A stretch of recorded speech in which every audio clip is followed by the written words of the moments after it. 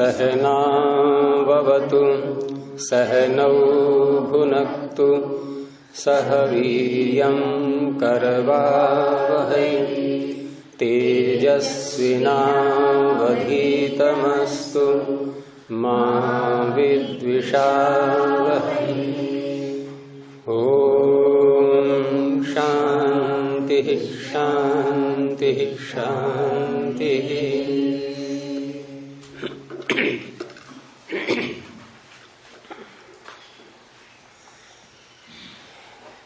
अनुमान प्रमाण की सूत्र की व्याख्या हम देख रहे थे। नहीं, प्रत्यक्ष का चल रहा था, अनुमान का, प्रत्यक्ष का। तो प्रत्यक्ष प्रमाण में जितने भी संसार में पदार्थ हैं, वस्तुएं हैं, उन सब के वाचक शब्द भी होते हैं, ये बताया गया था। और उसमें जहां अव्यपदेश्य शब्द आया हुआ था, तो अव्यपदेश्य में ये निश्चय हुआ था कि जो भी हमें प्रत्यक्ष ज्ञान होता है इंद्रियों के स्तर से, इंद्रियों के द्वारा, वह प्रत्यक्ष ज्ञान शाब्द नहीं होता है, शब्द के द्वारा उत्पन्न नहीं होता है। तो इसमें किसी को संदेह है अभी कि शब्द के द्वारा भी क्या वो हो सकता है ज्ञान उत्पन्न? क्योंकि जितने भी हम इंद्रियों से ज्ञान प्राप्त करते हैं, और बच्चा प्रारंभ से ही ये ज्ञान प्राप्त करने लगता है, उत्पन्न होते ही इंद्रियों का प्रयोग करने लगता है, उत्पन्न होते ही उसको वायु का भी स्पर्श होता है, माँ के हाथ का स्पर्श होता है, दूध पीता है, रसना से रस का भी स्पर्श कर रहा है, ध्वनि सुनता है, शब्द सुनता है, श्रोत्र से भी सन्निकर्ष हो रहा है, नेत्रों से भी देख रहा है। लेकिन क्या उसको उस समय कोई भाषा का ज्ञान हो रहा है किसी भी प्रकार का, कि जो मैं ये प्रत्यक्ष कर रहा हूं उनके वाचक ये शब्द हैं, ऐसा उसको कुछ भी नहीं पता उस काल में। लेकिन अनुभूतियां जितनी भी होती हैं वो ज्यों की त्यों हो रही हैं उसको भी, क्योंकि शरीर के धर्म है ये, इंद्रियों के ग्रहण करने की जो शक्तियां हैं वो अपने अपने विषय को ग्रहण कर रही हैं। और बड़े होकर के भी हम इस उदाहरण को समझ सकते हैं कि जिन वस्तुओं के वाचक शब्द हम नहीं जानते, क्योंकि हम सीखते रहते हैं, विद्यार्थी काल में भी, बड़े होकर के भी नई नई जानकारियां, नए नए शब्द हमारे सामने आते रहते हैं, अनेक वैज्ञानिक शब्द भी आते रहते हैं, अन्य पारिभाषिक शब्द कोई ग्रंथ पढ़ते हैं उसके आते हैं। तो हम पूछते रहते हैं, भाई इस शब्द का अर्थ क्या है? ये क्यों पूछ रहे हैं हम? क्योंकि हमें पता ही नहीं। तो इस तरह से शब्दों का भंडार धीरे धीरे हमारा बढ़ता रहता है। लेकिन किसी भी वस्तु के विषय में हमें शब्द का नहीं पता कि इसका वाचक शब्द क्या है, और वह पदार्थ, वह वस्तु हम जब देखते हैं या छूते हैं या चखते हैं, तो उस ज्ञान में क्या कोई बाधा आती है? कोई बाधा नहीं आ रही है।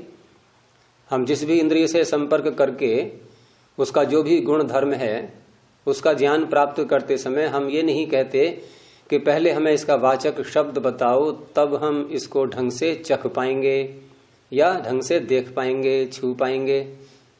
ऐसी बाधा लगती है क्या? कुछ नहीं। ठीक है, शब्द का ज्ञान हम बाद में प्राप्त कर लेंगे। तो इस तरह से हम इस निष्कर्ष पर पहुंचते हैं कि जो भी हमें प्रात्यक्षिक ज्ञान होता है वो सारा ज्ञान हमारा शब्द से रहित होता है। और शब्द जान गए हैं, उसके बाद भी यदि हम अनुभव कर रहे हैं उस विषय का, तब भी वह ज्ञान जब शब्द का हमें पता नहीं था उस ज्ञान से वह भिन्न नहीं होता।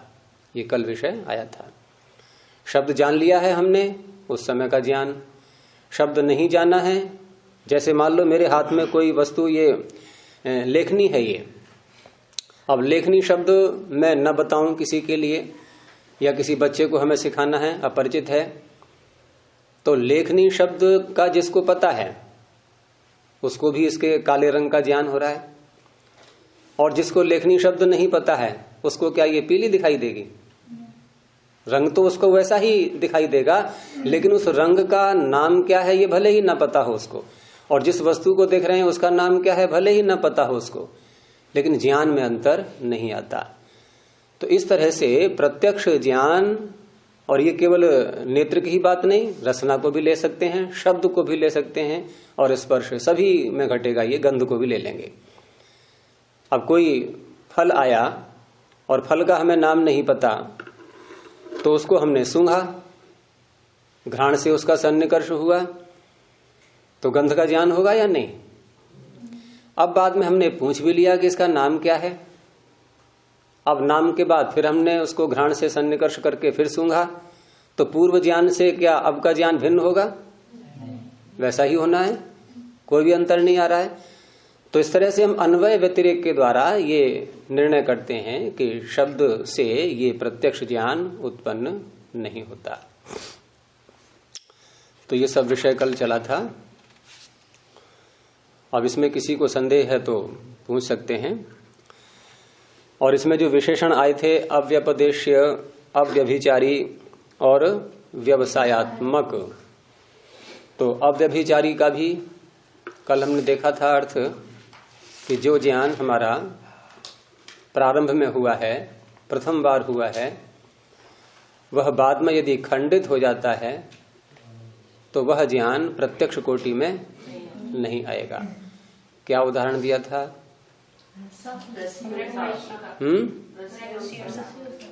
किसका? मृग मरीचिका का। पृथ्वी की ऊष्मा से जब सूर्य की किरणें आपस में जुड़ती हैं, सन्निकर्ष होता है उनका, तो वो ऐसा लगता है कि वो पृथ्वी में से निकल रही हैं और गति कर रही हैं, स्पंद माना। उस स्पंद को देख करके, गति को देख करके हमें ऐसा लगता है कि यहाँ जल बह रहा है, और जल का हमें वहां पर निश्चय हो जाता है। लेकिन बाद में जब पास में पहुंचते हैं तो वो जल का ज्ञान हमारा खंडित हो जाता है। अब इसमें एक उदाहरण हम ऐसा भी ले सकते हैं, जैसे रज्जु और सर्प का उदाहरण बार बार लेते हैं, वहां ये दोनों बातें घट जाएंगी। कौन कौन सी दोनों बातें? कि रज्जु को हमने या तो रज्जु ही मान लिया है अथवा सर्प ही मान लिया है। तो ये ज्ञान कौन सा होगा इस समय? निश्चयात्मक ही तो होगा। हमने रज्जु को या तो रज्जु के रूप में ही मान लिया है, संदेह नहीं है हमारे लिए, अथवा सर्प के रूप में मान लिया है। जैसे यहां पर हमने मृग मरीचिका में उसको जल मान लिया है, संदेह नहीं हो रहा है अभी। संदेह तो तब होगा जबकि हम बार बार उसको देख भी चुके हैं कि यहाँ जल नहीं मिलता है। लेकिन यहाँ रज्जु को या सर्प को हम रज्जु या सर्प के रूप में, एक के रूप में जान चुके हैं। ये मिथ्या ज्ञान है ना? अगर वो सांप नहीं रस्सी है। हाँ, सांप नहीं है, रस्सी है, लेकिन जिस समय व्यक्ति को रस्सी अथवा सर्प के रूप में, एक के रूप में ज्ञान हो रहा है, वो संदेह नहीं कर रहा है, वो वास्तव में उसको सर्प ही समझ चुका है और पीछे को लौट भी आया, उसको उसने लांघा नहीं, उसकी ओर नहीं गया। क्यों नहीं गया? कि निश्चय से मान लिया उसने ये सर्प है। तो उस अवस्था में उसके लिए तो वो निश्चयात्मक ही है। अब ये तो बाद में पता लगेगा, है तो मिथ्या ज्ञान ही है, लेकिन ये मिथ्या है ये बाद में पता लगेगा। हो सकता है वो सर्प ही हो, जिसको उसने सर्प समझा है, हो सकता है वो सर्प ही हो, सर्प भी तो हो सकता है। हम एक ही बात क्यों मान के चलें कि रस्सी ही होगी, वो सर्प नहीं होगा, वो सर्प भी तो हो सकता है। तो उस समय तो उसको निश्चय ही है, लेकिन जब बाद में प्रातः काल को या अंदर से टॉर्च ला करके देखेगा, तो वहां पर जब उसको पता लगेगा कि जो मेरा पूर्व का ज्ञान था वो ऐसा नहीं है, वो सर्प नहीं है अथवा रज्जु नहीं है, सर्प ही है। तो इस तरह से अब जो ज्ञान हुआ है ये पूर्व ज्ञान उससे खंडित हो चुका है। तो पूर्व ज्ञान, अब कहेंगे हम कि पूर्व ज्ञान प्रत्यक्ष ज्ञान नहीं था। पूर्व का ज्ञान वो प्रत्यक्ष कोटि में नहीं आएगा, उस समय हमने उसको प्रत्यक्ष ही मान लिया था। तो ऐसे ही हम परीक्षण कर करके जैसे वैज्ञानिक भी देखो ना, वैज्ञानिक जब कोई खोज करते हैं, लेबोरेटरी में परीक्षण कर रहे हैं, तो बार बार उस वस्तु का अनेक प्रकार से परीक्षण करते हैं। किसी एक स्थान पर किसी एक मनुष्य ने, वैज्ञानिक ने किया परीक्षण और उसने कोई अपना निष्कर्ष निकाला। अब अन्य वैज्ञानिक उसको ज्यों का त्यों ऐसा ही नहीं मान लेंगे, वो कहेंगे ठीक है आपने परीक्षण किया, हम भी करके देखेंगे, और आपने इस स्थान पर किया, हम दूसरे स्थान पर करके देखेंगे, आपने इस समय किया, हम दूसरे समय में करके देखेंगे। जैसे पानी को ही लेते हैं हम, पानी कितनी डिग्री पर उबलता है? 100 डिग्री पर उबलता है। अब 100 डिग्री पर हमने उसको देखा उबाल करके, हमें निश्चय हुआ। अब दूसरे ने उसको किसी अन्य स्थान पर देखा, वहां भी वही उत्तर आया है। और किसी अन्य मनुष्य ने ईंधन बदला, कभी लकड़ी से जला करके देखा, कभी कोयले की अग्नि में देखा, कभी गैस में जला करके देखा। बहुत सारे ईंधन हो सकते हैं, लेकिन सर्वत्र एक ही निर्णय आ रहा है बार बार कि 100 डिग्री पर वो उबलने लगता है। अब ये निश्चय हो गया कि ये 100 डिग्री पर उबलता है। तो इस तरह से हम अन्य जो सूक्ष्म विषय हैं हमारे, क्योंकि उदाहरण तो हम स्थूल विषयों से ही लेते हैं, लेकिन ये ऋषि हमें स्थूल में अटकाना नहीं चाह रहे हैं।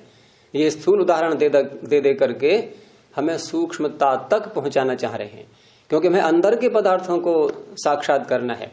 ये बाह्य प्रत्यक्ष तो जो व्यक्ति दर्शन शास्त्र नहीं पढ़ा है वो भी कर रहा है लगातार, वो भी इन सबसे व्यवहार कर रहा है, वो भी अपनी जीवन की यात्रा को चला रहा है। जो अनपढ़ है, जीवन तो उसका भी चल रहा है, वो भी भोजन कर लेता है, पानी पी लेता है, सबसे बात भी कर लेता है, देख भी लेता है, सब काम कर रहा है। लेकिन बाह्य प्रत्यक्ष मात्र इन स्थूल पदार्थों का करने से हम ये समझें कि हमारे जीवन का लक्ष्य हमें पूरा मिल गया है, जीवन हमारा सफल हो गया, तो ऐसा नहीं। इसलिए इन उदाहरणों के द्वारा हम अंदर की ओर जाना चाहेंगे और वहां जाकर के फिर अंदर के पदार्थों का हम प्रत्यक्ष करते हैं। तो इस तरह से आगे जो शब्द रह गया था अभी एक व्यवसायत्मक। अब व्यवसायत्मक में हम सर्प रज्जु को दोबारा फिर भी ले सकते हैं, लेकिन यहां इन्होंने कैसे दिया उदाहरण कि दूरात चक्षुषा, चक्षु दूर है अभी, यही चलेगा ना पाठ आज का, कि दूरात चक्षुषा, दूर विद्यमान, दूर से चक्षु के द्वारा अयम अर्थम पश्यन, कोई मनुष्य अर्थ को देख रहा है। अर्थम पश्यन, अर्थ का तात्पर्य कोई वस्तु, कोई विषय, कुछ भी हो सकता है वो। और देखता हुआ न अवधारयति, उसका निश्चय नहीं कर पा रहा है। वो कल प्रिंट निकल गया था क्या? नहीं निकला। तो पश्यन न अवधारयति, वो निश्चय नहीं कर पा रहा है। क्या निश्चय नहीं कर पा रहा है? उसने देखा क्या है? उसने कुछ उड़ते हुए देखा, कुछ उड़ रहा था, और उड़ते हुए पदार्थ को जो देखा उसमें दो प्रकार के धर्म सामान्य रूप में, यानी ऐसा धर्म देखा उसने जो दो में घट रहे हैं। वो दो पदार्थ कौन से हैं? धूम और रेणु। रेणु समझ में आता है? धूली, मिट्टी है। मिट्टी जब उड़ती है तो वो भी ऊपर को उड़ती है जब सूक्ष्म रूप में होती है, और धूम भी ऐसे ही उड़ता है। लेकिन वो दूर से देख रहा है, निकट से नहीं। निकट से देखेगा तो पता लग ही जाएगा। तो दूर से देख रहा है वो, और वहां उड़ता हुआ उसने वह पदार्थ देखा, तो न अवधारयति, अब वो निश्चय नहीं कर पा रहा है कि ये धूम है या रेणु है। धूम या रेणु, इन दो में उसको संदेह होने लगा। अब इसको वहां भी घटा के देख लो कि रज्जु है या सर्प है। वहां भी तो ऐसा ही था, वहां भी हम कह सकते हैं न अवधारयति, वहां भी निश्चय नहीं कर पा रहा है। ऐसे ही धूम और रेणु में। अब ये जो ज्ञान हुआ उसको कि धूम है या रेणु है, तो कुछ तो प्रत्यक्ष हुआ है या कुछ भी नहीं हुआ? अगर कुछ भी नहीं होगा प्रत्यक्ष, तो संदेह होगा। अगर वो टेढ़ा मेढ़ा पदार्थ भी उसको नहीं दिखाई देगा, तो रज्जु या सर्प, ये दोनों में से कोई संदेह होगा उसको? तो कुछ प्रत्यक्ष हुआ है, क्या ये भी मिथ्या है? ये तो मिथ्या नहीं है, ये तो स्पष्ट है ना। यथार्थ ज्ञान है ये। तो यथार्थ ज्ञान तो क्या देखा? यथार्थ का स्वरूप क्या है? यहाँ कुछ यहाँ यथार्थ का स्वरूप ही कुछ है, कुछ तो देखा है। क्योंकि सन्निकर्ष हुआ है तो सन्निकर्ष में इंद्रिय अपना विषय तो पकड़ेगी, लेकिन वो विषय उसने अस्पष्ट ही पकड़ा है। तो अस्पष्ट ज्ञान भी उसका यहाँ पर स्पष्ट है। शब्द अटपटा लग रहा होगा। अस्पष्ट ज्ञान भी कैसा है? वो स्पष्ट है। कुछ देखा है, वो ये तो कहेगा दूसरों से मैंने कुछ देखा है, वो दूसरों को बताएगा आकर के कि मैंने बाहर कुछ देखा है। अब ये ज्ञान बाद में जब वो जाकर के औरों को दिखाएगा या स्वयं देखेगा प्रकाश में, तो पीछे का ज्ञान का खंडित होगा? हो जाएगा। मतलब कुछ नहीं देखा था उसने, देखा था लेकिन वो चीज क्लियर हो जाएगा। उसने दूसरों को ये बताया मैंने कुछ देखा है। ये ज्ञान खंडित होगा क्या बाद में? तो ये ज्ञान तो यथार्थ हुआ ना। लेकिन बात यहां पर हम इसको नहीं ले रहे उदाहरण के रूप में। हमें तो जो वस्तु है उसके स्वरूप का पता करना है, हमें कुछ पर जाकर के नहीं रुक जाना है। कुछ तो देख लिया है लेकिन जैसे हमारा काम तो नहीं चलेगा। अगर कुछ देखा है इस ज्ञान को आधार मान लें हम, तो हम क्या उससे कोई व्यवहार कर पाएंगे? हम हान उपादान उपेक्षा बुद्धि बना पाएंगे? क्योंकि हमें उसका कुछ करना है, प्रयोग करना है या त्यागना है, छोड़ना है, उपेक्षा करनी है, लेकिन पता तो लगे पहले क्या है ये। तो इसलिए कुछ पर जाकर के मनुष्य का स्वभाव ऐसा होता है, वो नहीं टिकता। संदेह जहां होता है वहां हम उसकी निवृत्ति में लगते हैं। तो यहां पर भी ऐसा ही हुआ कि धूम है या रेणु है। तद एतद इंद्रियार्थ सन्निकर्षोत्पन्नम अनवधारण ज्ञानम प्रत्यक्षम प्रसज्यते। इसमें तो जोड़ लेना पुस्तक में जिनके पास नहीं है। अब ये जो इंद्रिय और अर्थ के सन्निकर्ष से उत्पन्न ज्ञान हुआ, ज्ञान कैसा हुआ था? ये अनवधारण ज्ञान। अनवधारण का तात्पर्य अनिश्चयात्मक ज्ञान हुआ है। और यदि इस सूत्र में ये व्यवसायात्मक विशेषण न लगाया जाए तो ये जो अनवधारण ज्ञान हुआ है ये भी प्रत्यक्ष कोटि में आएगा। क्यों आएगा? तो पीछ इस विशेषण को हटा करके अब सूत्र का अर्थ घटाओ। इसमें धूम और रेणु में ये विशेषण मत बोलो व्यवसायात्मक, और अन्य जितने भी आए हैं विशेषण उन सबको बोल दो। तो पहला क्या था? इंद्रियार्थ सन्निकर्षोत्पन्नम। इंद्रिय और अर्थ का सन्निकर्ष हुआ है कि नहीं? ये भी घट गया। और अव्यपदेश्यम। अव्यपदेश तो प्रत्यक्ष में सब में घटना ही है। शब्द का जो प्रत्यक्ष ज्ञान होता है वो शब्द से तो होता ही नहीं कभी। वहां कोई शब्द नहीं बोला जा रहा है किसी प्रकार का। हम जब धूम और रेणु को देख रहे हैं वहां शब्द नहीं आ रहा है हमारे सामने कोई भी। वो ठीक है हमारी स्मृति में शब्द धूम या रेणु दो आ रहे हैं, लेकिन जिसको धूम और रेणु का नहीं पता है संदेह उसको भी होगा, वहां पर पता नहीं क्या है वो ऐसे करेगा। तो इस तरह से अव्यपदेश भी है ये। दूसरा क्या था आगे? अव्यभिचारी। अब अव्यभिचारी को हम कैसे घटाएंगे? कि जो कुछ भी वो देख रहा है, धूम है या रेणु है, ऐसा ज्ञान उसको हुआ है। धूम है या रेणु है, इनके उभय कोटि वाला ज्ञान उसको हुआ है। और ये उभय कोटि वाला ज्ञान क्या आगे खंडित होगा? भाई धूम और रेणु में से एक चीज निकलेगी या नहीं निकलेगी? और उसको ऐसा ही ज्ञान है उस समय कि धूम है या रेणु है। अगर धूम निकलता है तब भी पूर्व ज्ञान खंडित नहीं हुआ, रेणु है तब भी पूर्व ज्ञान खंडित नहीं हुआ, क्योंकि पूर्व ज्ञान में दोनों बातें आ गई थी। तो ये अव्यभिचारी भी है लेकिन व्यवसायात्मक नहीं है। और व्यवसायात्मक यदि हम विशेषण सूत्र में न लगाएं तो ये भी ज्ञान प्रत्यक्ष कहलाएगा कि नहीं? लेकिन ऋषि इसको प्रत्यक्ष नहीं स्वीकार कर रहे। वो कह रहे इस प्रत्यक्ष ज्ञान से हमारा कोई लाभ होने वाला नहीं है, इसलिए ऐसे ज्ञान को हम प्रत्यक्ष नहीं मानेंगे। तो अगला विशेषण बोलना पड़ा व्यवसायात्मकम। व्यवसाय का अर्थ क्या होगा? निश्चय के स्वरूप वाला। व्यवसाय कहते हैं निश्चय के लिए, और व्यवसायात्मक निश्चय के स्वरूप वाला। तो इसलिए आगे कहा कि इत्यत आह, इसलिए सूत्रकार ने कहा है व्यवसायात्मकम इति। अब एक आगे बात उठाते हैं कि ये जो अनवधारण होता है, हमें अनिश्चय जो होता है, ये अनिश्चय क्योंकि सन्निकर्ष यहां पर 3 हैं। कौन कौन से हैं बताइए आप लोग? हाँ, पहला सन्निकर्ष हुआ इंद्रिय का विषय के साथ, यहाँ धूम और रेणु को ही लेके चलेंगे अभी हम। और दूसरा सन्निकर्ष मन का इंद्रिय के साथ, अंदर की ओर चलेंगे। अब बाहर का तो हो गया। देखो सबसे अंत में कौन सी वस्तु है? विषय। अब हम शरीर के निकट आए, अब क्या है? इंद्रिय। तो इंद्रिय का और बाह्य वस्तु का सन्निकर्ष ये अलग हो गया। अब और अंदर को चले, इंद्रिय से अंदर क्या है? अब मन। अब इंद्रिय मन से जुड़ी हुई है, तो ये मन और इंद्रिय का सन्निकर्ष हुआ। और अंदर को चले, अब आत्मा, क्योंकि सूचना पहुंचेगी कहां तक? ये निश्चय करना या न करना ये किसका धर्म है? ये तो आत्मा का ही माना जाएगा, क्योंकि निश्चय करना या न करना ये ज्ञान की कोटि में आ रहा है, और ज्ञान आत्मा का धर्म होता है। तो इस तरह से अब मन और आत्मा का सन्निकर्ष हुआ। अब ये जो अनवधारण हुआ था अभी धूम और रेणु को देख करके या सर्प रज्जु को देख करके, ये अनवधारण कहाँ हुआ है, इसका स्थान कौन सा है?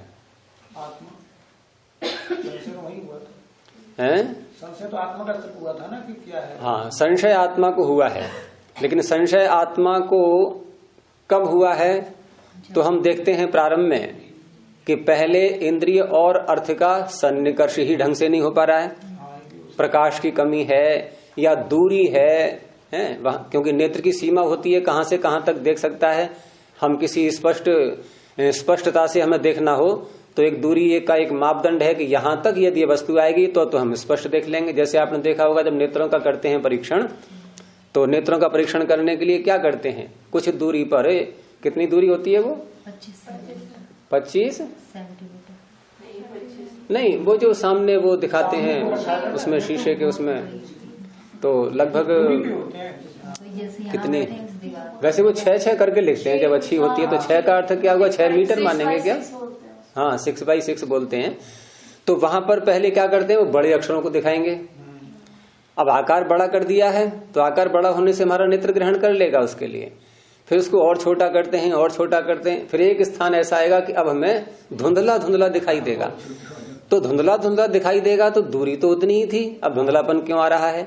क्योंकि नेत्र की क्षमता जितना बड़ा देखने की थी वो क्षमता वहीं रहेगी। अब क्योंकि वस्तु छोटी हो चुकी है तो हमें नहीं दिखाई देगी। ऐसे ही अब सूर्य दिखाई दे रहा है, कितनी दूर है सूर्य? कितनी दूर है?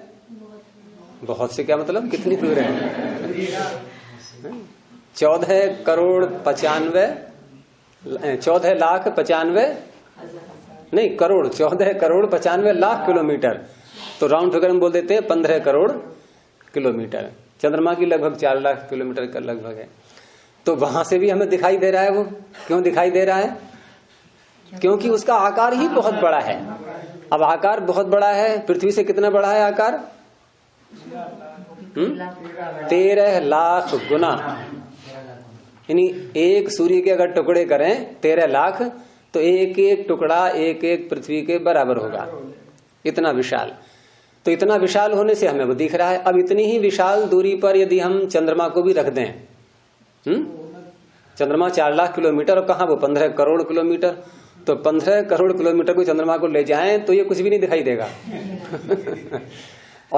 और इसका प्रमाण है कि आकाश में तो अनंत पिंड घूम रहे हैं, अनंत पृथ्वियां, अनंत सूर्य। लेकिन क्या है ये सूर्य जो रात में तारे टिमटिमाते हैं, सूर्य ही तो हैं ये सारे सूर्य ही हैं। लेकिन इनका आकार अपने सूर्य जैसा कहां दिख रहा है, क्योंकि वो थोड़ा निकट है, वो और दूर है और दूर है और दूर है। और उसमें वैज्ञानिकों ने खोज भी की है कि सबसे निकटतम सूर्य, मतलब इसके अतिरिक्त जो हमारे सौरमंडल का है, इसके अतिरिक्त जो सबसे निकटतम सूर्य है दूसरा, उसकी दूरी कितनी है? तो उसको 4000 प्रकाश वर्ष बताते हैं। अब 4000 प्रकाश वर्ष कितना हो सकता है, कल्पना में आता है कभी? क्योंकि हम प्रकाश वर्ष कैसे नापेंगे? प्रकाश की गति है 1 सेकंड में 3 लाख किलोमीटर, ये प्रकाश की गति। अब 3 लाख किलोमीटर 1 सेकंड में है। क्या हम 1 सेकंड इकट्ठे करते करते करते क्या वर्ष बना सकते हैं? नहीं है? सेकंड को इकट्ठा करें बहुत सारे, वो कितने आएंगे बात अलग रही, वर्ष बन जाएगा नहीं कभी? अरे बनेगा ही वर्ष, सेकंड से ही तो वर्ष बन रहे हैं। हम इतने वर्ष के हो गए, सेकंड नहीं थे क्या? वो एक सेकंड करके गुजरा है और इतने वर्ष के हो गए हम। तो यहीं से जैसे अभी मेरी बात रह गई थोड़ी सी। तो यहाँ पर जो है 1 सेकंड में 3 लाख किलोमीटर, और यहाँ हम प्रकाश क्योंकि इतनी दूर से आ रहे हैं ये, तो उसको नापने के लिए इकाई हम बनाते हैं, फिर प्रकाश वर्ष बोलते हैं उसको, ये इकाई हो गई उसकी। और प्रकाश वर्ष का अर्थ क्या होगा कि 1 वर्ष में, हमारे 1 वर्ष में प्रकाश जितनी दूरी तय कर लेगा उसे कहेंगे हम प्रकाश वर्ष। अब दूरी कितनी तय करेगा प्रकाश 1 वर्ष में? तो हम गुणा ऐसे ही करेंगे, पहले सेकंड निकालेंगे उसके, या सेकंड से फिर मिनट बना लो, मिनट से घंटा बना लेंगे। तो 1 वर्ष में प्रकाश की दूरी बैठती है जाकर के 95 खरब किलोमीटर। इतनी दूरी, ये 1 प्रकाश वर्ष हुआ 95 खरब किलोमीटर। अब 95 खरब किलोमीटर में 1 प्रकाश वर्ष हुआ और निकटतम दूसरा सूर्य 4000 प्रकाश वर्ष दूर। अब हम 95 खरब किलोमीटर को 4000 से गुणा करेंगे तो कितनी दूर है। ऐसे ये बहुत सारे सूर्य बहुत बहुत दूर हैं, लेकिन ये हमें छोटे आकार में तारों के रूप में दिखाई देते हैं। तो कहने का तात्पर्य नेत्र की क्षमताएं हैं अपनी अलग अलग, और उसके आधार पर यहां जो हमें अनवधारण हो रहा है रेणु का या धूल का, ये अनवधारण प्रारंभ कहां से हुआ, अर्थात इसका हम स्थान कौन सा माने कि यहां जाकर के अनवधारण हुआ। तो वो बात आगे कह रहे हैं कि न च एतन मंतव्यम, ऐसा मत समझ लेना। कैसा कि आत्म मनः सन्निकर्षजम एव अनवधारण ज्ञानम। जैसा आपने उत्तर भी यही दिया था। आप सबने क्या उत्तर दिया कि अनवधारण कहाँ हुआ है, ये आत्मा और मन के सन्निकर्ष में। नहीं, तीसरे वाले में आपने 2 छोड़ दिए थे, तीसरे वाले में हम आप लोगों ने उत्तर दिया। तो उसी उत्तर को ये बता रहे हैं कि इतना ही नहीं है ये, अर्थात ऐसा ही मत मान लेना। ही का मतलब स्वीकार ये बात भी है, लेकिन कुछ और भी है, कहीं और भी हो रहा है अनवधारण। तो न च एतन मंतव्यम आत्म मनः सन्निकर्षजम एव अनवधारण ज्ञानम। अनवधारण का ज्ञान ये केवल आत्मा के और मन के सन्निकर्ष में हुआ है, ऐसा ही नहीं है, इतना ही नहीं है। फिर क्या हो रहा है और कहां कहां है। तो उत्तर दिया कि समझा रहे हैं वहां से पहले सन्निकर्ष से कि चक्षुषा ही अयम अर्थम पश्यन नावधार्यति। प्रारंभ कहां से हुआ कि चक्षु से कोई व्यक्ति देख रहा है और उस समय वो अवधारण नहीं कर पा रहा है। अब यहां से प्रारंभ हुआ है ये। और यथाच इंद्रियेण उपलब्धम अर्थम मनसा उपलब्धते, और जैसा उसने इंद्रिय से अर्थ को पकड़ा है व्यक्ति ने, देखने वाले ने, तो मन में वही तो पहुंचेगा, मन उसी को तो पकड़ेगा, क्योंकि मन का तो सन्निकर्ष है नहीं वस्तु के साथ, पदार्थ के साथ है। वस्तु के साथ, धूम के या रेणु के साथ सन्निकर्ष तो नेत्र का है। तो नेत्र से अनवधारण हुआ, और जैसा नेत्र ज्ञान दे रहा है, सूचना दे रहा है, मन वैसी ही पकड़ेगा। ठीक है ना। तो क्या मन में निश्चय हो जाएगा, मन में भी रहेगा अनवधारण। जब नेत्र और वस्तु के सन्निकर्ष में, चक्षु और वस्तु के सन्निकर्ष में अनवधारण हुआ है, तो वो अनवधारण वैसे ही सूचना मन तक भी जाएगी। तो मन और इंद्रिय के सन्निकर्ष में भी रहा वो अनवधारण। ठीक है ना। अच्छा, अब एवं हाँ, उसी को स्पष्ट किया है कि एवं इंद्रियेण अनवधारयन मनसा न अवधारयति। इंद्रिय के द्वारा अनवधारण करता हुआ, निश्चय न करता हुआ, वह व्यक्ति मन से भी निश्चय नहीं कर पाता। वैसे कुछ स्थलों में तो होता है ऐसा। कुछ स्थलों में ऐसे समझ लो कि जैसे किसी वक्ता ने कोई वाक्य कहा, और कोई वाक्य कहा उसमें कुछ शब्द हम आधा सुन पाए, आधा रह गया किसी कारणवश, लेकिन हमें भाषा का ज्ञान है और किस विषय को बोल रहा था हमें यह भी ज्ञान था कि वक्ता इस विषय पर बात कर रहा था, और हमें भाषा का ज्ञान है, भाषा के नियमों का पता है, हमारी स्मृति में बहुत सारे शब्द भरे हुए हैं अर्थ सहित। तो हम बता देंगे कि ये जो हम शब्द नहीं सुन पाए, थोड़ा सा छूट गया था, वो शब्द ये था, ऐसा उसने बोला था। लेकिन यहाँ श्रोत्र से सन्निकर्ष नहीं हुआ था उस शब्द का, और फिर भी मन ने निश्चय कर लिया, तो वो अलग कारण बन चुका है इसमें। लेकिन यहाँ ये ऐसा है धूम और रेणु वाला ज्ञान, यहाँ मन भी निश्चय नहीं कर पाएगा, क्योंकि मन के पास कोई ऐसी तकनीक नहीं है वहां विद्यमान कि नेत्र तो स्पष्ट देख नहीं पा रहा है और हम मन के द्वारा उसका निश्चय कर लें, ये संभव नहीं है। इसलिए अनवधारण ज्ञान इंद्रिय और अर्थ के सन्निकर्ष के स्तर पर भी हुआ, और मन के और इंद्रिय के सन्निकर्ष के स्तर पर भी हुआ। उसके पश्चात फिर अंत में हम कहेंगे कि आत्मा और मन के सन्निकर्ष पर भी हुआ। तो आगे बोल रहे हैं कि यच्च एतत् इंद्रिय अनवधारण पूर्वकम, इंद्रिय के अनवधारण पूर्वक, इंद्रिय के अनिश्चय पूर्वक है मनसा अनवधारणम। ये जो मन से अब अनवधारण हुआ है, मन से भी निश्चय नहीं हुआ है, मन से भी अनिश्चय ही रहा है। तो मन से जब अनवधारण होता है तो उस अवस्था में एक और धर्म भरता है, और उसे कहते हैं कि तद विशेषापेक्षम, वह ज्ञान जो मन तक पहुंचा है, जो सूचना पहुंची है, वह विशेष की अपेक्षा रखती है, विशेषापेक्षम। और ये कारण इसमें ये होता है कि हमारा स्वभाव ही ऐसा है कि हम कभी भी अनिश्चय में नहीं रहना चाहते। या तो हमें उस विषय से कुछ लेना देना ही नहीं है, हमें उससे कोई मतलब ही नहीं है, लेकिन यदि हमें उससे कुछ प्रयोजन है तो अब हम उसका निश्चय करना चाहेंगे।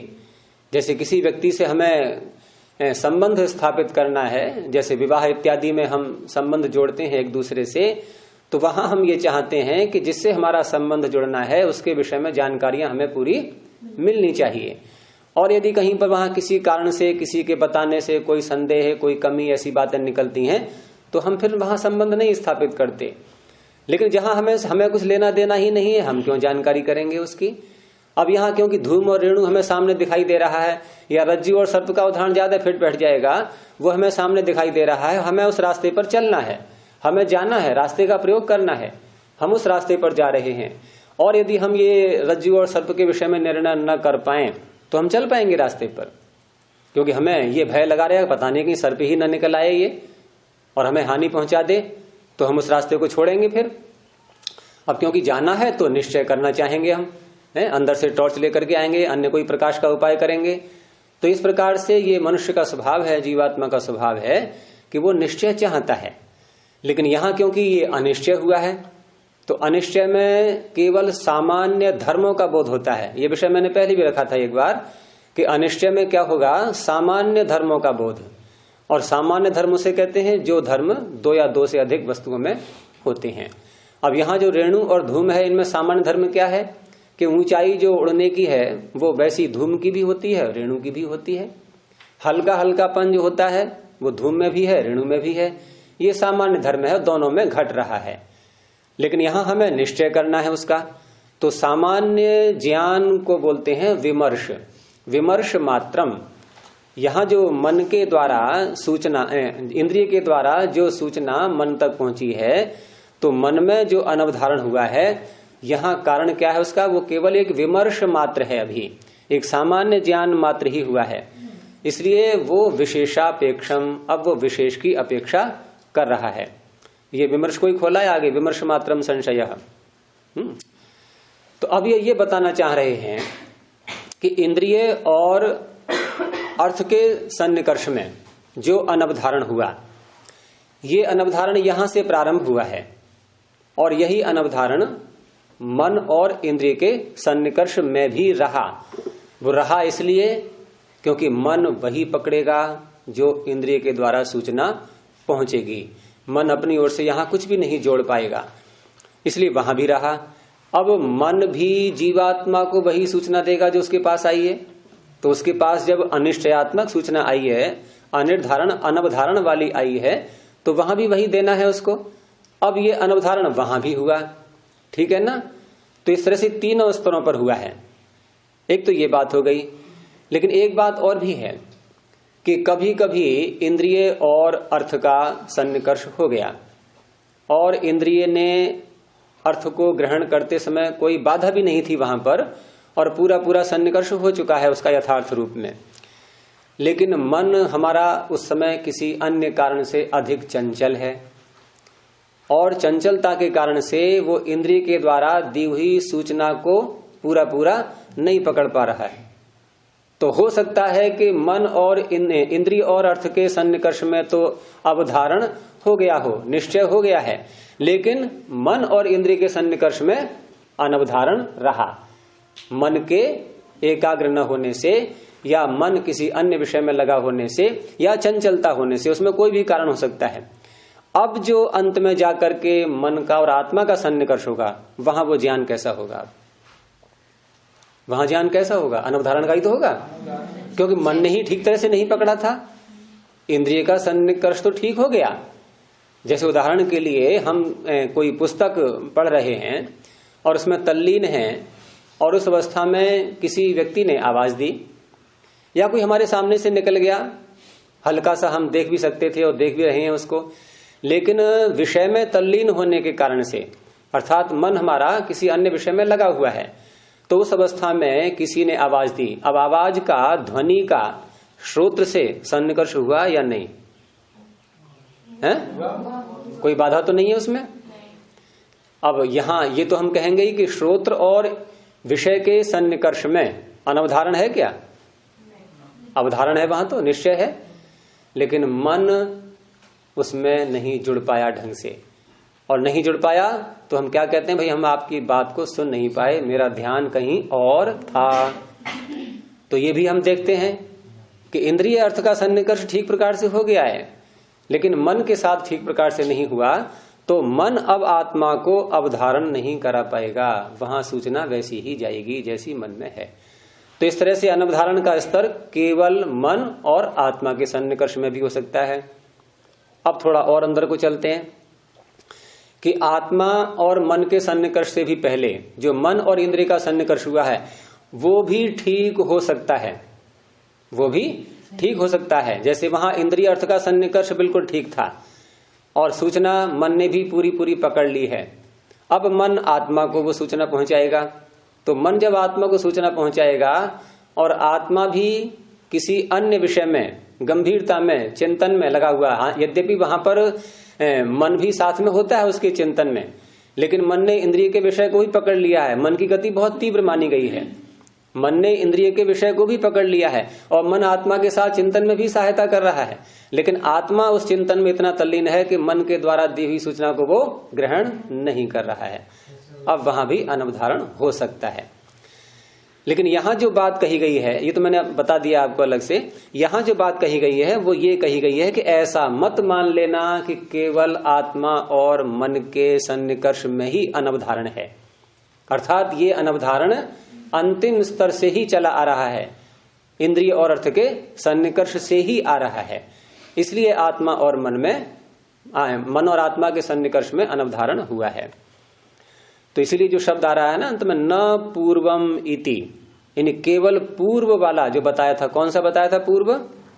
आत्मा और मन का जो सन्निकर्ष है वहां जो अनवधारण है, यानी मात्र इतना ही नहीं है, इन दोनों सन्निकर्षों में भी अनवधारण हुआ है। तो तीनों में हो सकता है। ये अनवधारण की बात यहाँ इन्होंने उठाई इसलिए क्योंकि ये जो धूम और रेणु की बात थी ये अनवधारण वाला ही ज्ञान था, और यहां पर जब इंद्रिय और अर्थ का अनवधारण हो चुका है तो अब कोई ताकत नहीं है जो आत्मा को यथार्थ ज्ञान करा दे कि धूम है या रेणु है। कोई है बताने वाला? और कोई नहीं है, तो वहां भी रहेगा अनवधारण। तो इसलिए जो हम मिथ्या ज्ञान ग्रहण कर लेते हैं या संदेह में रहते हैं, जब तक उसकी हम निवृत्ति नहीं करेंगे वो संदेह हमारे दूर नहीं हो सकते, यानी स्वयं हो जाएं ये कभी भी संभव नहीं है। अंत में कहा कि सर्वत्र प्रत्यक्ष विषय, जितने भी प्रत्यक्ष के विषय हैं उन सब स्थानों में, सभी प्रत्यक्ष के विषयों में ज्ञातु, ज्ञाता का, एक क्रम बता रहे हैं, ज्ञाता का, जानने वाले का। ज्ञाता कौन होता है? आत्मा, आत्मा को ही ज्ञाता, प्रमाता। तो ज्ञाता का इंद्रियण व्यवसाय, पहले इंद्रिय के साथ जो अर्थ का सन्निकर्ष हुआ है वहां व्यवसाय होगा। व्यवसाय का अर्थ निश्चय। पश्चात मनसा अनुव्यवसाय, बाद में मन के द्वारा मन और इंद्रिय के सन्निकर्ष में अनुव्यवसाय। अब इसको अनु शब्द से बोला, व्यवसाय में अनु और लगा दिया क्योंकि अनु का अर्थ है बाद में, क्योंकि एकदम मन ने प्रारंभ में नहीं किया है। पहला जो व्यवसाय हुआ था वो इंद्रिय और अर्थ के सन्निकर्ष में हुआ है, और ये क्योंकि बाद में हुआ है इसलिए अनुव्यवसाय, ये अनुव्यवसाय हुआ। अब इसमें पता कैसे लगता है? क्योंकि इन्होंने बात तो कह दी, इन्होंने ये कहा कि पहले इंद्रिय और अर्थ के सन्निकर्ष में व्यवसाय होगा, अर्थात इंद्रिय के द्वारा व्यवसाय, और बाद में मन के द्वारा व्यवसाय होता है। लेकिन हम ये बात कैसे माने, किस प्रकार समझें? तो उन्होंने कहा कि यदि किसी व्यक्ति की किसी इंद्रिय में कोई कमी आ चुकी है, सुनने में, देखने में, सूंघने में, हम देखने को ले सकते हैं कि नेत्र में खराबी आ चुकी है, धुंधला दिखता है नेत्र से अथवा दिखता ही नहीं, दोनों बातों में से कुछ भी ले सकते हैं। तो धुंधला दिख रहा है, नेत्र में ही कमी है, अन्य व्यक्ति उसको स्पष्ट देख रहा है, हम नहीं देख पा रहे, है, चश्मा भी नहीं लगा हुआ है या चश्मा लगाने की भी सामर्थ्य नहीं रही नेत्र में, अब जो हमें धुंधला दिख रहा है, तो मन से कैसा ज्ञान होगा? अब वैसा ही तो होना है, जबकि मन में तो कोई कमी नहीं है, मन में तो कोई धुंधलापन वाली बात भी नहीं है, मन में कोई विकृति नहीं आई है ना? विकृति कहाँ आई? इंद्रिय में। तो ये इसलिए समझा रहे हैं कि इंद्रिय जैसा ग्रहण करेगी मन वैसा ही पकड़ेगा। तो इसलिए आगे वाक्य बोला कि उपहत इंद्रियाणाम, जिसकी इंद्रियों में कोई चोट लग गई है, उपहत माने घायल, उसमें विकृति भी ले सकते हैं, कोई विकार आ गया है, तो उपहत इंद्रियाणाम, जिसकी इंद्रियां उपहत हैं, ऐसे मनुष्यों के उपहत इंद्रियाणाम अनुव्यवसाया भावात, अनुव्यवसाय अभाव अभावात है, जिनकी इंद्रियां उपहत हैं, ऐसे व्यक्तियों के मन में अनुव्यवसाय का अभाव होने से, न होने से, तो क्या निश्चय हुआ? ये निश्चय हुआ कि पहले इंद्रिय के द्वारा व्यवसाय होता है, बाद में मन के द्वारा अनुव्यवसाय होता है। और पता कैसे लगा कि यदि इंद्रिय से व्यवसाय नहीं हुआ है, चोट लगने से, घायल होने से, तो मन से भी अनुव्यवसाय नहीं होगा। ये तात्पर्य। इसमें कुछ रह गया है समझने को? आगे चलें। आचार्य जी, इंद्रियों में ही आते हैं ना दोष, मन में तो कभी कोई दोष नहीं आता। मन के दोष अन्य प्रकार के हैं। मन के दोष जो माने गए हैं वो हमारे अविद्याजन्य संस्कारों से भर जाता है जब, तब कहेंगे मन गंदा है। मन गंदा हो गया वहां पर। और गंदा क्या है? दूषित तो होता है। दोष जो है वो गंदगी ही होती है। तो वो गंदगी जो है ना, उसमें योग में भी शब्द आया था चित्त मल, चित्त का मल कहा गया है ये। उसमें जहां अविद्या की बात आई थी सूत्र में, तो कहा था कि चित्त मल प्रसंगे न व्याख्यास्यते। चित्त के मल का प्रसंग जहां आएगा वहां अविद्या आदि इन शब्दों की, राग द्वेष आदि की व्याख्या की जाएगी। तो ये चित्त के मल हैं। कौन? क्लेश। और क्लेशों का स्थान कहाँ है? मन। क्लेशों का स्थान इंद्रियां नहीं है, ये इंद्रियों का विषय नहीं है क्लेश। क्लेश विषय है मन का, चित्त का। तो ये गंदगी है। और हम जब अपनी गंदगी को, अविद्या को नष्ट कर देते हैं, उसको समाप्त कर देते हैं, दग्ध बीज कर देते हैं, तो चित्त कैसा हो जाएगा? फिर शुद्ध हो जाएगा, निर्मल हो जाएगा। और निर्मल हो जाता है जब चित्त उस समय, तो उसकी उपमा किससे दी गई है? आत्मा से दी गई है। हाँ, वहां शुद्धि की समानता हो गई। अब शुद्धि आत्मा से जो उपमा दी गई है, तो इसका अर्थ है कि आत्मा कभी गंदा नहीं होता। आत्मा कभी गंदा नहीं होता। मन गंदा हो जाता है और इंद्रियां, इनमें गंदा या शुद्धि का ये प्रसंग नहीं आता है।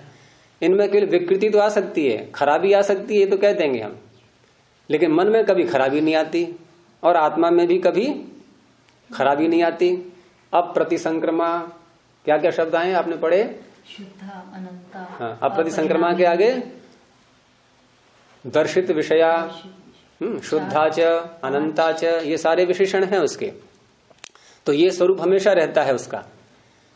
लेकिन मन में हमारे परिवर्तन जो होते रहते हैं वो यही अविद्या और विद्या के कारण से। तो मन में जो अविद्या के कारण जो मलिनता है, उसके कारण प्रत्यक्ष ज्ञान से ही व्यवसायत्मक नहीं होगा फिर? नहीं, ये तात्पर्य नहीं है उसका। हमें बाहर से जो ज्ञान हो रहा है, हमारे ज्ञान का स्तर कहाँ तक पहुंच चुका है, हम इंद्रियों से जो प्रत्यक्ष कर रहे हैं। मान लीजिए कोई पापी व्यक्ति है, चोरी करके सामान लाया है और वो खा रहा है, उसको स्वाद पूरा पूरा आएगा कि नहीं? है? ऐसा तो नहीं है कि ये चुरा करके लाया है, अब इसको स्वाद नहीं आने वाला, उसको पूरा स्वाद आना है। इंद्रियों की शक्ति उसकी पूरी है, तो इंद्रियों की शक्ति पूरी है तो विषय ग्रहण पूरा होगा। विषय ग्रहण पूरा होगा तो मन में भी वैसा ही अनुव्यवसाय होगा।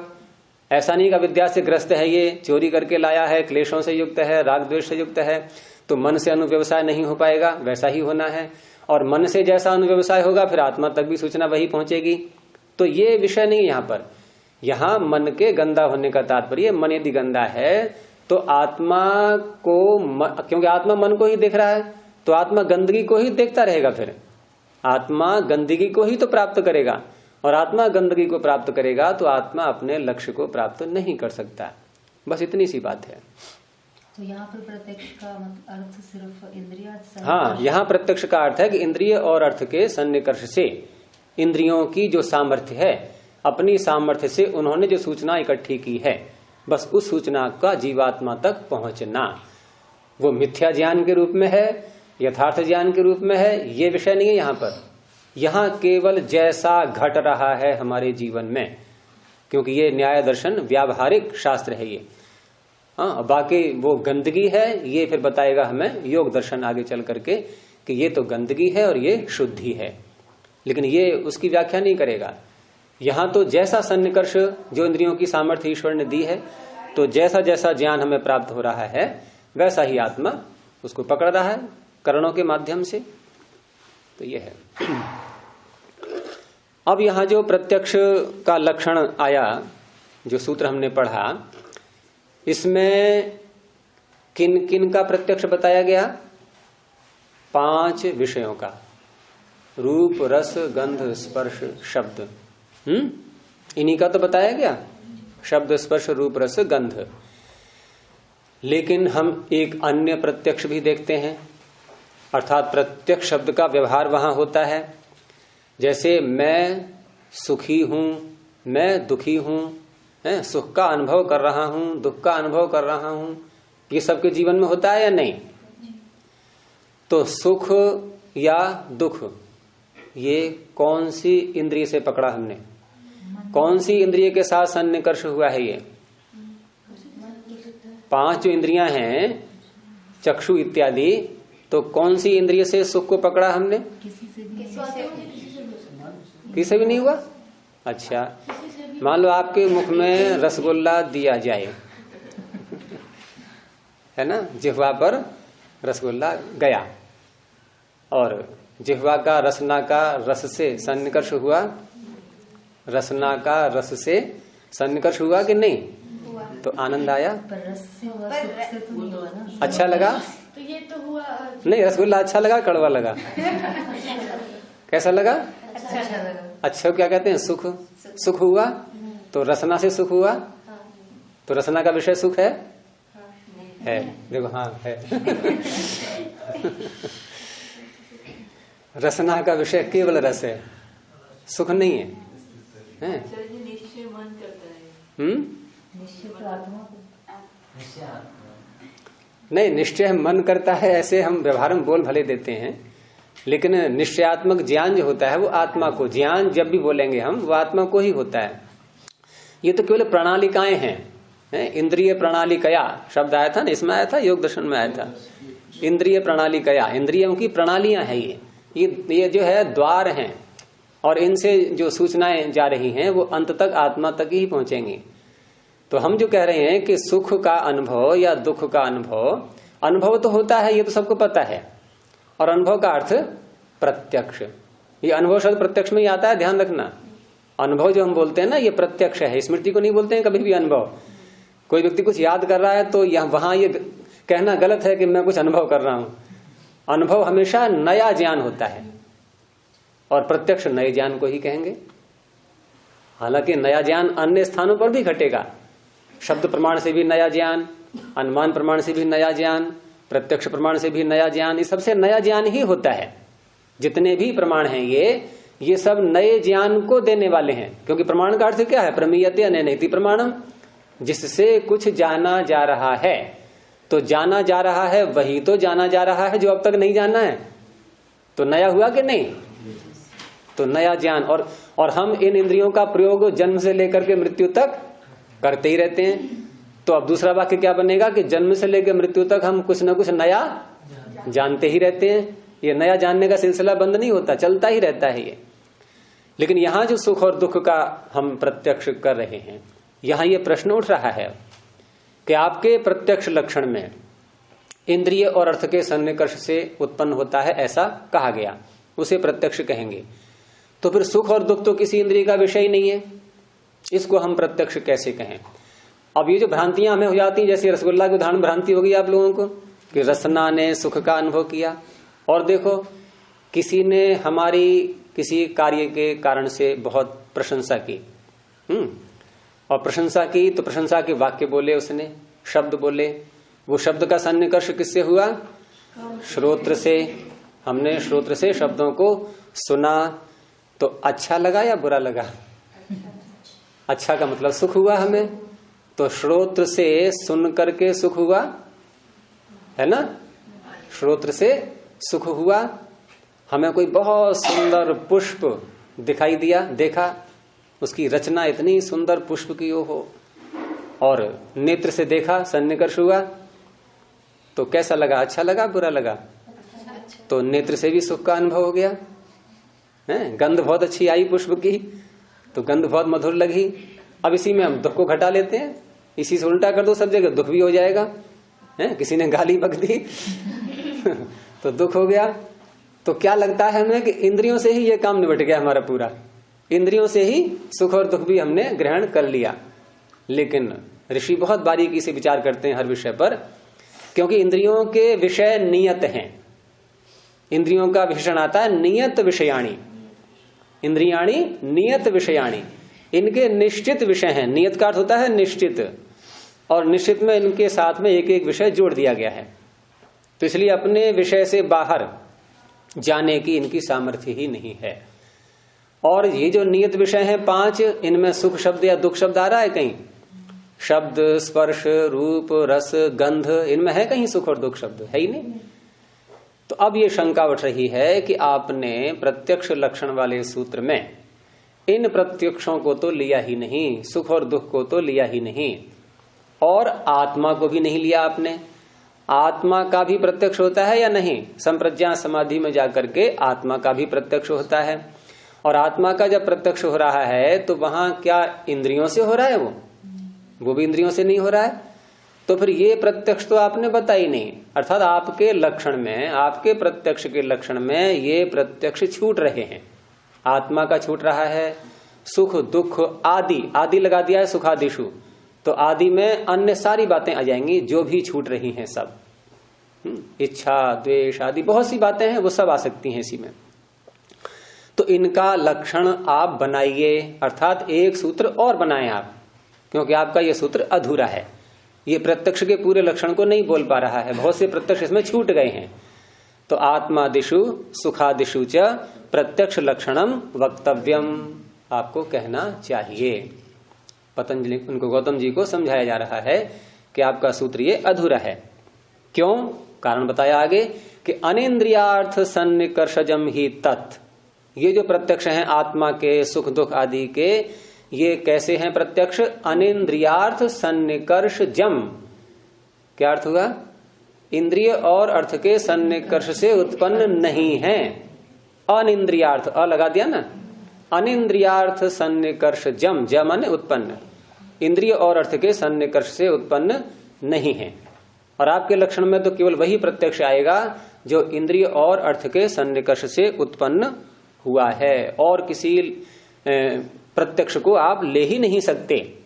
जो प्रत्यक्ष इंद्रिय और अर्थ के सन्निकर्ष से नहीं हुआ है वो आपके लक्षण में नहीं आ सकता।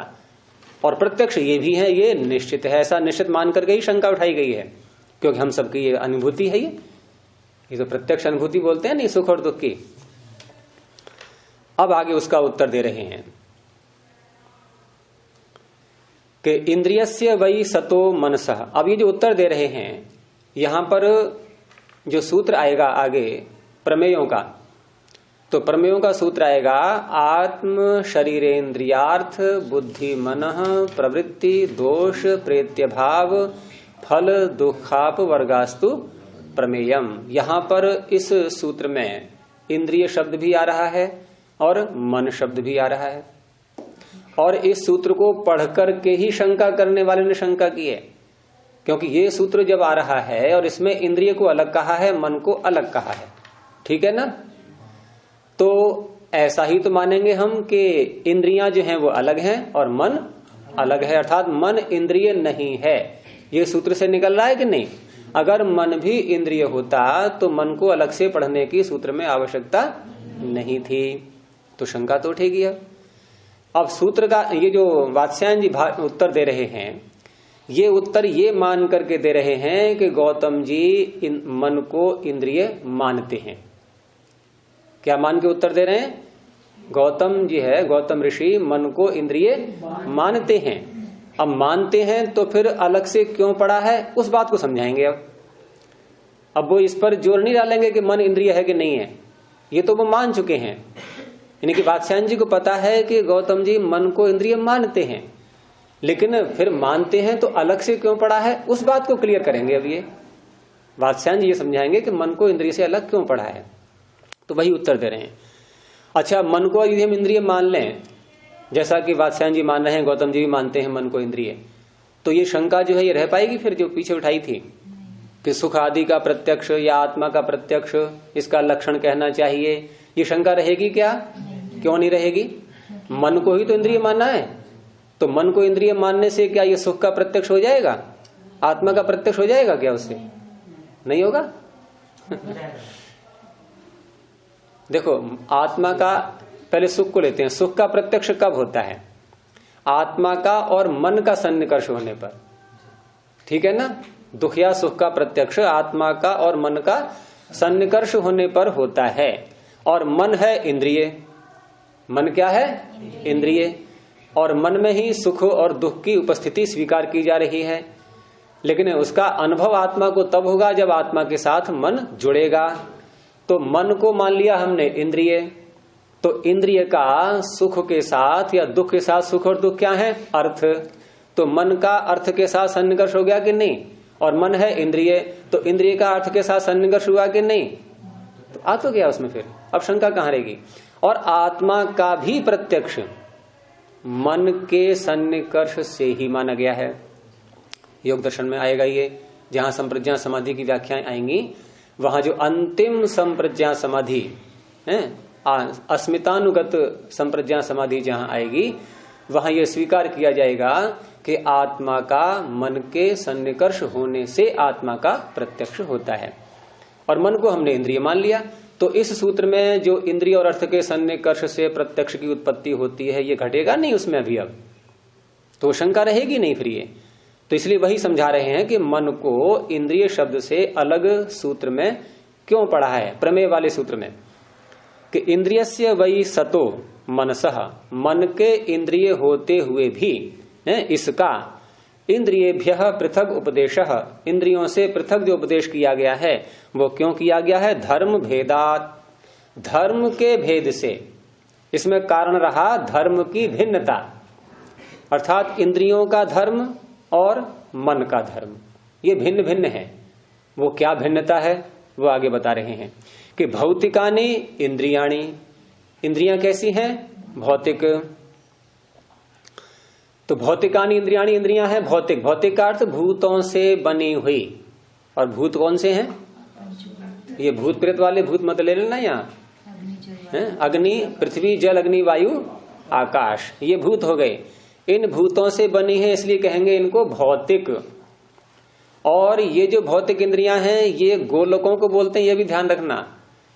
इंद्रिय शब्द का व्यवहार जो बाह्य हमें आकार दिखाई दे रहा है इंद्रियों का, आंख, नाक, कान आदि का, ये सब कहलाते हैं इंद्रियों के गोलक। ये वास्तव में इंद्रियां नहीं है, ये इंद्रियों के द्वार हैं, गोलक हैं। और इनका निर्माण इन्हीं भूतों से हुआ है और चिकित्सा भी इन्हीं की जाती है।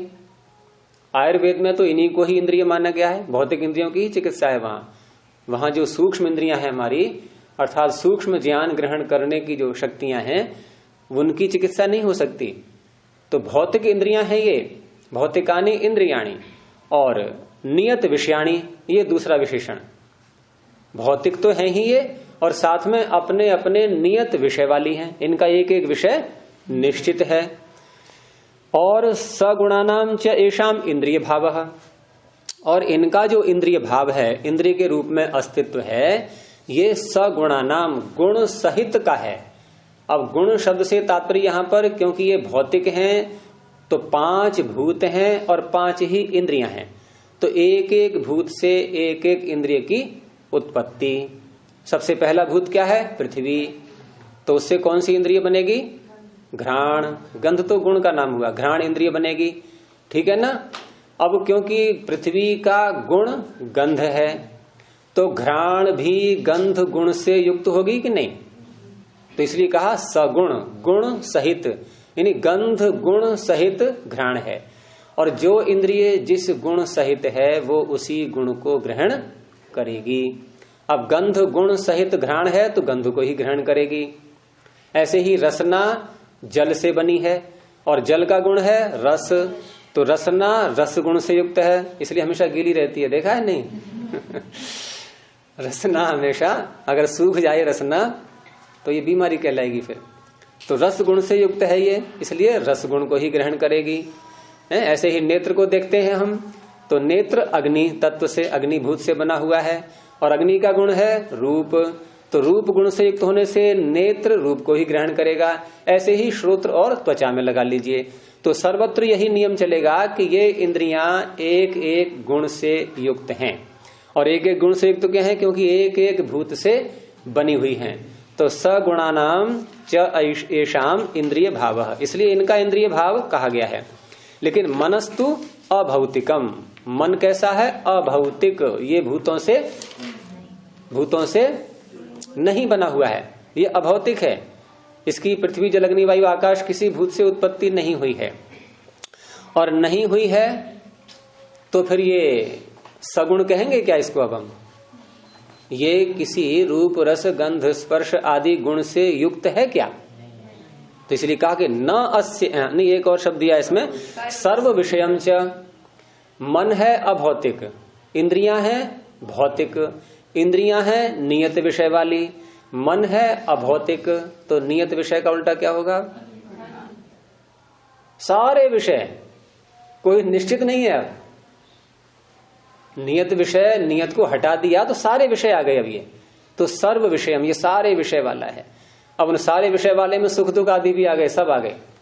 ये तो आ ही गए सारे जो इंद्रियों के हैं, इंद्रियों के विषयों को ही पकड़ता है ये डबल काम कर रहा है।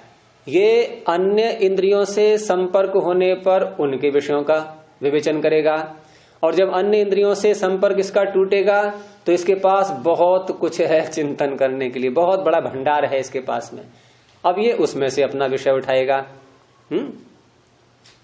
तो इस तरह से ये सर्व विषयम, ये सारे विषय से युक्त है। और न अस्य सगुणस्य इंद्रिय भावः, इसका इंद्रियत्व, इसका इंद्रिय होना ये गुणों के कारण से नहीं है, अर्थात सगुण है इसलिए इंद्रिय भाव नहीं है इसका, क्योंकि गुण तो इसमें है ही नहीं। न अस्य सगुणस्य इंद्रिय भावः, ये इंद्रिय बिना गुण के है और बिना गुण के होने के कारण से ये सारे विषयों को ग्रहण करने वाला है। और ये सूत्र आगे आएगा भी कि सती च इंद्रियार्थ सन्निकर्षे सन्निधिम असन्निधिम च अस्य युगपत ज्ञानानुत्पत्ति कारणम वक्ष्यामः। आगे चल करके इंद्रिय और अर्थ का सन्निकर्ष होने पर भी कभी कभी ऐसा होता है कि मन की सन्निधि इंद्रिय के साथ होती है, कभी मन की सन्निधि अर्थात सन्निकर्ष इंद्रिय के साथ नहीं होता है। और जब नहीं होता है तो इंद्रिय अपने विषय को ग्रहण करेगी तो, लेकिन मन तक पहुंचना ही नहीं है। जब मन तक नहीं पहुंचा है तो हम व्यवहार में कह देते हैं कि इंद्रिय ने अपने विषय को नहीं पकड़ा। जैसे हम कहेंगे कि मेरे कानों ने आपके शब्द को नहीं सुना, यही तो बोलते हैं हम, जबकि शब्द का सन्निकर्ष तो कान से श्रोत्र से हुआ था। लेकिन हमने क्या उत्तर दिया कि हम आपकी बात को सुन नहीं पाए। तो सुन नहीं पाए ये वाक्य झूठा है, वैसे सुन तो लिया था लेकिन मन की सन्निधि न होने से हम उसको ग्रहण नहीं कर पाए, मन तक नहीं पहुंच पाया। क्योंकि हम सुनना उसको बोलते हैं जो मन तक पहुंच जाए और मन से आत्मा तक भी पहुंच जाए, तब सुनना बोलते हैं उसके लिए। तो मन की सन्निधि और असन्निधि से ही, अर्थात मन की सन्निधि जिस इंद्रिय के साथ होगी वो इंद्रिय अपना विषय ग्रहण करेगी। और मन की सन्निधि एक काल में एक इंद्रिय के साथ होती है, तो फिर एक काल में कितने विषय ग्रहण कर पाएंगे हम? एक विषय। और एक विषय अर्थात अनेक विषय ग्रहण नहीं कर सकते, है ना। तो अनेक विषय ग्रहण न करने को क्या बोलते हैं? युगपत ज्ञानानुत्पत्ति ही, एक साथ ज्ञान उत्पन्न न होना। युगपत ज्ञान अनुत्पत्ति ही, एक साथ ज्ञान उत्पन्न न होना। और उसका कारण क्या है? मन की सन्निधि अथवा असन्निधि। जिसके साथ सन्निधि होगी वो ज्ञान हो जाएगा, जिसके साथ नहीं होगी वो नहीं होगा। और एक के साथ एक बार में होती है, इसलिए एक बार में एक ज्ञान। तो अनेक ज्ञान एक साथ नहीं होते हैं। ऐसा ही आगे वक्ष्यामः कहेंगे, सूत्र आगे आएगा, युगपद ज्ञानानुत्पत्तिर मनसो लिंगम, ये सूत्र आगे आने वाला है, उसी की ओर संकेत किया है इन्होंने। तो इसलिए मनसश्च इंद्रिय भावात तन्न वाच्यम लक्षणांतरमिति, इसलिए मन के इंद्रिय होने से, अब अंत में क्या स्वीकार किया, मन क्या है, इंद्रिय, और मन के इंद्रिय होने से अब आत्मा और सुख दुख आदि का प्रत्यक्ष करने के लिए क्या दूसरा सूत्र गौतम जी बनाएं? अब नहीं बनाएंगे, क्योंकि मन भी इंद्रिय में आ चुका है। तो लक्षणांतरम न वाच्यम, दूसरा सूत्र, लक्षण माने सूत्र, अंतर माने दूसरा, दूसरा सूत्र नहीं बनाना है। अच्छा, दूसरी बात कि अन्य शास्त्रकार जैसे सांख्य इत्यादि दर्शन है और भी, वो मन को इंद्रिय मान रहे हैं। अन्य शास्त्रकार मन को इंद्रिय मान रहे हैं, शास्त्र को बोलते हैं तंत्र, और अन्य शास्त्र तंत्रांतर, अंतर माने दूसरा कोई। तो तंत्रांतर समाचारात, समाचार का तात्पर्य ऋषि का जो व्यवहार वहां हो रहा है, ऋषि के जो मंतव्य हैं, वो मंतव्य वहां मन को इंद्रिय मान करके ही है, वो मान रहे हैं मन को इंद्रिय। तो तंत्रांतर समाचाराच एतत् प्रत्येतव्यमिति, तंत्रांतर समाचार से दूसरे शास्त्रों में जो ऋषियों ने अपने मान्यताएं बताई हैं, उसके द्वारा एतत् प्रत्येतव्यम, ये जान लेना चाहिए क्या, कि मन इंद्रिय है। तो उन्होंने कहा ठीक है, दूसरों ने कहा है, आप तो नहीं कह रहे। अरे कपिल ने कहा या किसी ने कहा, हम तो आपके मुख से सुनना चाह रहे हैं कि आप भी तो बताएं कि मन इंद्रिय है। गौतम जी से कहा जा रहा है आप तो नहीं बता रहे मन इंद्रिय है। तो उन्होंने कहा कि दूसरे ने कह दिया है और हम उनकी और सारी बातों को मानते हैं, तो ये भी बात हम मान लेंगे मन इंद्रिय है, क्योंकि हमने उनकी बात का खंडन नहीं किया है। दूसरे ने जो बात कही है उनकी बात का हमने खंडन नहीं किया है, वो जैसा है वैसा मान लिया गया है। और जब किसी की बात का जिसके साथ हमारा संपर्क है, जिसके साथ हमारा संबंध है, लगातार हम रात दिन साथ साथ उठते बैठते हैं, ठीक है ना, और हमारे साथी की जो मान्यताएं हैं हम उनका खंडन नहीं कर रहे हैं यदि, तो क्या माना जाएगा, हम भी वैसा ही मानते हैं। अब ऋषि क्योंकि आपस में सब मित्र हैं, ये दोस्त हैं एक दूसरे के, है नहीं, और किसी ऋषि की कोई मान्यता है और अन्य किसी ऋषि ने उसका खंडन नहीं किया है, तो क्या कहा जाएगा, ये भी उसकी बात को मानते हैं, यही तो कहा जाएगा। तो एक वाक्य निकलता है जो सैद्धांतिक है, प्रायः प्रयोग में आता है कि परमतम अप्रतिषिद्धम अनुमतम, समझ में आ गया। परमतम दूसरे की मान्यता, अप्रतिषिद्धम हमने उसका प्रतिषेध नहीं किया है, तो क्या होगा, अनुमतम हमने भी मान लिया है। तो अन्य ऋषियों ने मन को इंद्रिय माना और हमने किसी भी सूत्र में उसका खंडन नहीं किया है, तो हम भी मन को इंद्रिय मानते हैं, भले ही हम नहीं कह रहे, कोई बात नहीं है। तो यह है परमतम अप्रतिषिद्धम अनुमतम इति ही तंत्र युक्ति ही, ये शास्त्र की एक युक्ति है, शास्त्र के मंतव्यों को मानने का एक ये समाधान है। ये 4 सूत्र पूरे हो गए। प्रणव ध्वनि।